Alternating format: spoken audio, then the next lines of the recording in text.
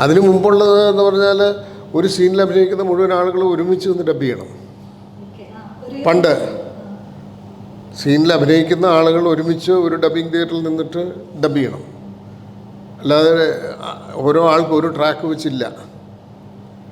ആ ട്രാക്ക് ഇപ്പോൾ ഡബ് ചെയ്ത ട്രാക്കുകൾ കൊണ്ടുപോയി അതെല്ലാം കൂടെ ഒരു ഫൈനൽ ടേപ്പിലേക്ക് മാറ്റി അത് പിന്നെ കൊണ്ടുപോയി സൗണ്ട് മാഗ്നറ്റിക് ടേപ്പിലേക്ക് മാറ്റി rerecording track, effects track, dialogues track, ഈ ട്രാക്കുകളെല്ലാം കൊണ്ടുപോയി വേറെ മിക്സ് ചെയ്തിട്ട് അത് വേറെ ഒന്നിലാക്കിയിട്ട് അത് കൊണ്ടുപോയി സൗണ്ട് പോസിറ്റീവായിട്ട് മാച്ച് ചെയ്തിട്ട് പിന്നെ അത് കൊണ്ടുപോയി നെഗറ്റീവിൽ സിങ്ക് ചെയ്തിട്ട് പ്രിൻ്റ് അടിക്കുന്ന ഒരു കാലത്തെക്കുറിച്ചാണ് ഞാൻ പറയുന്നത്. അപ്പോൾ the procedure was totally different. ഇപ്പോൾ ഉള്ള ആളുകൾക്ക് അങ്ങനെ ഒരു സമ്പ്രദായം ഉണ്ടായിരുന്നു എന്ന് പോലും ഓർമ്മിക്കാൻ പറ്റാത്ത തരത്തിൽ സിനിമയുടെ സാങ്കേതികത മുഴുവൻ മാറി.